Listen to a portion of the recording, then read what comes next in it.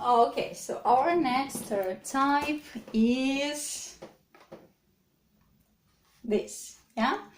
Slang, oh, it contains any native speakers. I cannot listen to films or serials or songs or just native speakers because they always use slang abbreviations and all this kind of stuff. Or maybe they talk too quickly, or maybe they use some other construction that I'm used to, and so on, so on, so on. So slang. So it is something which students don't understand, yeah? And again, it's very similar to the previous example, I would say. So yes, they would like to control it, so they would like to understand it. But moreover, I would say this stereotype is connected to the emotional part, because, you know, if they have been studying the language and then they hear something which, again, they cannot understand, because even they weren't even taught this word, these people might feel really, really disappointed. Must feel really, really disappointed, and like, what's the point of learning all of that if I cannot understand? So I would say it's more it's more emotional part. So again, how can you do it? How can you deal with that? This kind of scheme wouldn't be that much efficient, because it's not about steps. Yeah, a person can be really, really good at listening and really, really good at the language, but still not know some of the vocabulary. And when he or she is listening to some ghetto rap songs, it's absolutely impossible to catch them. So what to do in these kind of situations? You know, it's very, very interesting that basically it will help them if you limit their task. Why? Because when it comes to slang, or I would say any activity which is quite difficult for students, the slang is, let's take the example of the slang. The slang is very, very wide. Yeah, there are like zillions of words there which you might not know as well. But I would recommend you to give a little piece of information about slang to your students. Let's say 3 top slang words, like ain't, for example. Give a couple of examples. So again, present this 3 top slang words, and provide a couple of examples in songs. For example, I ain't got no money, how Nina Simone sings, or ain't cha, Pussycat Dolls, yeah, they sing it. So show them a couple of the examples of the top slangs. And this way your students will, will start feeling more confident. And then you say them, guys, I give you the official task that you must catch when you're listening to something. You must catch only these 3 slang words. Forget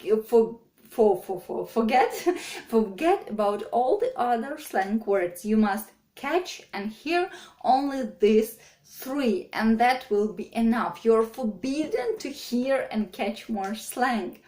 And of course it will be more fun, yeah, because from this major and uncompletable, impossible task, you make it very, very like attainable, I would say. And here it goes, the psychological issue. For example, when we demand too much from ourselves, yeah, for example, oh, you must hear and understand every kind of slang which you hear. Anywhere, our subconsciousness will find the reasons not to do that, because, you know, too much pressure is given here. Yet, if you are limiting your task to less than you would want to do, than you are able to do, like, you don't want to stop even after hearing these 3 top slang words. You want to master their more, because, you know, you have completed less than you are capable of, and your potential in this issue hasn't been fully realized, so you want to continue working on it. So, and here your students might want to learn like 4 top slang words, 5 top slang words, and they might even do that on their own and then bring it to your class. So in your class, you give these top 3 words, you practice them in the examples of the songs or videos or films with your students. You show that it's absolutely real to hear this word. Then you give yourselves a couple of songs or again videos, films more, and they have to catch this slang on their own. And then as a stage number 4, they have to come to the class and bring one more example of the slang they heard. So the same kind of deal here. Presentation, practice, and product of your students. Just limit this task and make it super easy, and your students will stop being afraid of the slang, and they will be just interested in slowly growing their slang vocabulary. And of course, yeah, you could present them some interesting videos of slang presentations, which some of last in the listening training I shared the link with you when Ingrid teacher trainer Ronnie, I sent you the link to different videos of Ronnie. She's very interested, and she presents the vocabulary in a very interesting and excited way. And she also has some videos where she presents slang vocabulary. So again, your students might learn some basic slang vocabularies, or this like these forms which come together, like how are you doing, like this. She had this video to present it, so search for them, show it to your students, and just show it that, you know, it's not that big deal. So change their emotions from negative to positive. Yeah, keep them the task they are capable to complete, and change their attitude from negative to positive to this slang issue in general. Okay, moving on. Our next category, will be this. Inner interpreter, yeah, which is quite similar to the first two ones. Inner interpreter, yet here person just wants to hear and catch every word, we can say, yeah. And this is about this person wants to translate. To have very clear and coherent translation of some English phrase to Russian, or some Russian phrase to English, and they want to have it like that. You know, it's a skill which professional interpreters have been obtaining for years. When you hear some Russian language and you can translate it just like that, correctly, with good vocabulary, with nice grammar, like it's a skill which you need to obtain. But for some reason, you know, people turn this inner translator or interpreter on, and they want to translate it all immediately, and if they don't manage to do it, you know, they feel bad again. So it's about control as well, so it's about logic, and it's about feelings as well. So of course, if they cannot control it, they feel bad about that, and they feel like losers.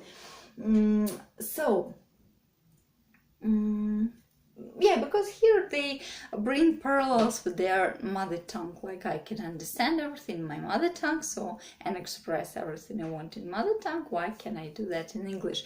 People might not even realize that, yeah, but they have this kind of stereotype or attitude in their head. So basically, what can be the solution here? I would say this kind of scheme to explain different stages of listening, to explain that, you see, guys, here is your mother tongue, and here is a foreign language, and they're different. I mean, they're different. Learning foreign language, this process of obtaining this, this skill of listen and communicate in a foreign language. Now, when you're an adult, it is different from how you are obtaining the skill of operating your mother tongue. So it cannot be absolutely the same. Obtaining a foreign language by an adult learner has this kind of scheme, yeah, have this kind of stages. So this stuff is normal for this stage. truth. This stuff, this kind of indicators, symptoms are normal for this stage. Next stage will be like this with these symptoms here, here, here. And for example, on the lower, on the topper stages, you will be able to translate it with very minor mistakes or absolutely correctly. And I would say the final stereotype here,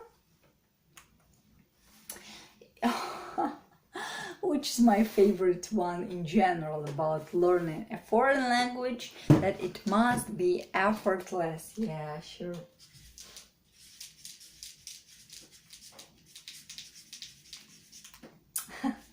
And of course, it's more about emotions. So people want to get want it to be pleasant, yes. So they kind of, you know, in modern internet, this idea is very, very popular, that we have super methodology, and you pay us money, and you don't need to work, you don't need to complete home tasks, you don't need to push yourself or put efforts.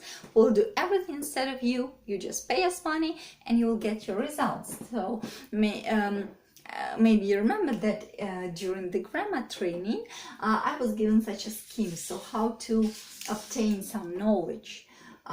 You have to get it presented, so some presentation of the information. Then, why you are studying this information? Because you want to be able to get a product of it, yet to be able to operate it yourself independently for some reason. But between these two stages, very important stages, there is one so important, which is like not on the top of the iceberg, yeah, which if it's like an iceberg, I would say it like this. Here you are listening to the information, and here you are using it, feeling so happy, professional, and cool. Yet the bottom, this underwater side of an iceberg, it is about your own like efforts, yeah, efforts. I would say, okay, efforts to learn, which comes to analysis, and like you test it, then you, I would say, correct it, and then you like learn to perform it.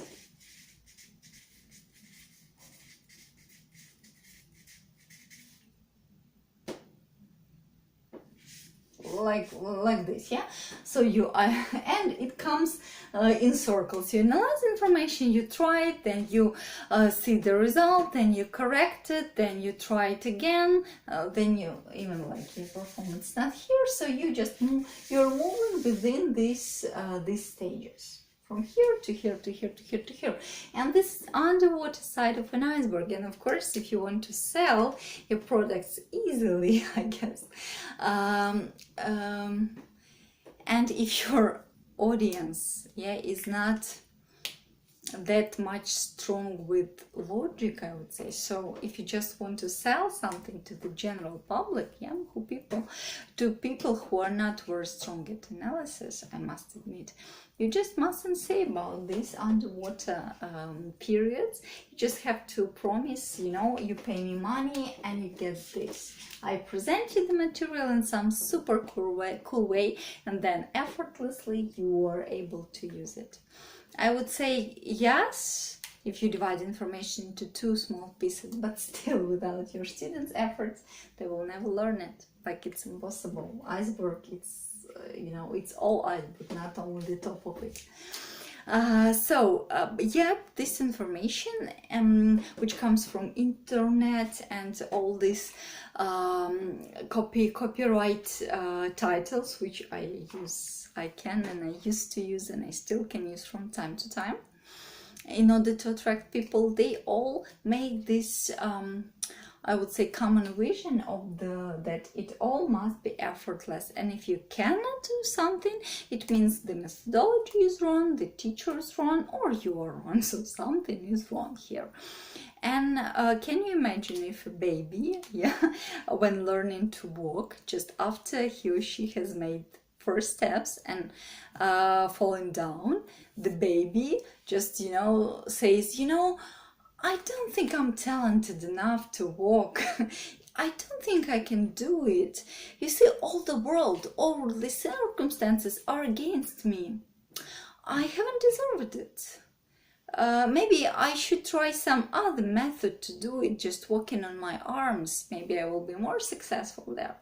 Or maybe I'm just not talented enough. Can you imagine a baby just thinking like that and never trying again?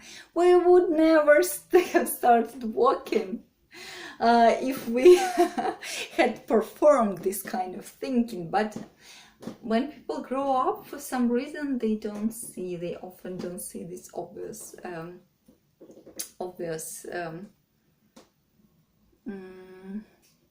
process, yeah, how it should be. So anyway, you just again, you just explain. You can give this metaphor with the baby,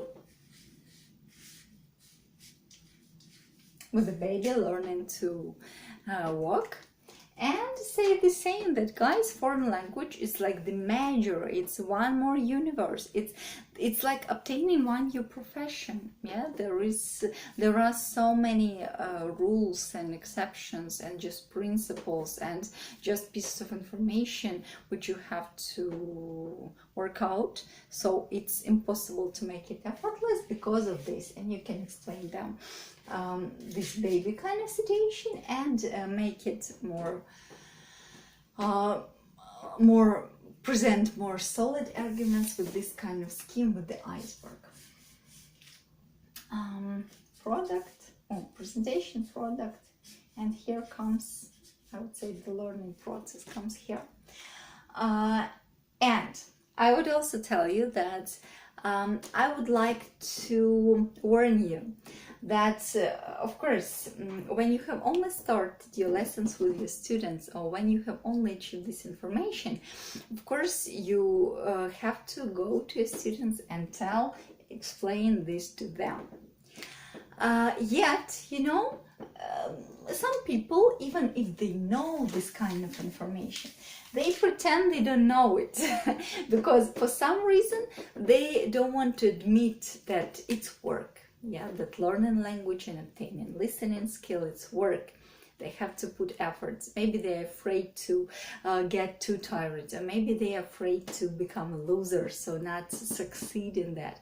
Or maybe there are some other reasons to that. So many people, even knowing about this process, that it's work, they can pretend that they do know about it and can be still looking for a good solution, for a good, easy, effortless solution, and saying to you, having some bad emotions when they cannot work it out, and saying to you, you know, oh, I understand everything, just I have no time for that. Can you recommend me what to do, how to develop the skill without, again, dedicating time and efforts to that? So I would recommend you just ignore it. Yeah. When you make sure that your students understand all of the things, the next step, you just ignore it and you deliver the content of your lesson, that listening practice, which is according to your plan, which you as a teacher, as a more experienced person and a successful person in that area, considers right for them. Despite your students' mourning, arguments, excuses, you just put them a framework, you just push them to do it, and if they don't do it, you create some punishment for them not to do it. And you can just say directly to your students, like, okay, I understand everything. You don't want to spend time on this, you keep mourning, you keep doing that. That's okay. If you don't want to put effort, that's okay, I accept it. You just have to know that the price for not putting effort is absence of the skill. If you don't put effort, if you don't spend time on that, you will not be able to listen. You will not be able to hear what people are saying in English. You will just not have the skill. And if it's your choice, I accept it. After that, after you have shown that from I would say, Okay, I'll explain it differently, that there is this theory of negotiations, and basically every dialogue with your student, these are kind of negotiations, especially when your students don't agree with you on some subject, for example, on how to work and how to develop their listening. These are negotiations, like micro negotiations as well, because you have to either, again, sell your idea to your students, so convince them that you are right and they have to follow your authority and your experience. In this way you will be like a winner to that, yeah. Or make your students convince you that your point is not right and they know better. You know, you, a teacher, you know worse, but they know better because of some reasons. Of course, this kind of situations mustn't be happening. You listen to your students, of course, and if they are right in this exact situation, you accept and you think their point over, and you making your, and you correct yourself if it's like, you know, objective feedback. But if you feel that just your students are trying to find the excuses not to do that, this is your aim to win in this kind of negotiations. And how to win? This logical level is considered in negotiation practice, is considered higher than the emotional level, because in order to be logical, you have to calm down your emotions. You cannot be emotional and logical at the same time. It's impossible. So and in order to be emotional, yeah, your logic is turned off at that moment. So when your students are trying to be emotional, sometimes it's a very, very good way to to grow your conversation up, to go to the logic level. And we are explaining all these, like, you know, principles of learning to your students. But if they continue being emotional, you know, and saying, oh, I cannot do it, what can I do, blah, blah, blah. And if you go to this emotional level with them, either with negative emotion, like, you know, having this conflict, like having these pretensions to them, why are you saying that, don't you understand, so on, or with positive emotions, trying to cheer them up, trying to motivate them, come on, you can do it, I know, you're still going to the lower level, and your students feeling that they cannot argue with you on the logical level, on the level of arguments. They are trying to pull you down to the emotional level, and if you are pulled down, it means you are not like stronger than your students. So for this moment you might lose your authority in that. I would recommend you not to do like that. I would recommend you, in the cases when your students are emotional, you just keep this calm and logical level. And if you see that they, for some reason, they don't want to let these explanations in, yeah, they don't want to admit it works like that, okay, you just let it go and you just follow your plan, being calm. Okay.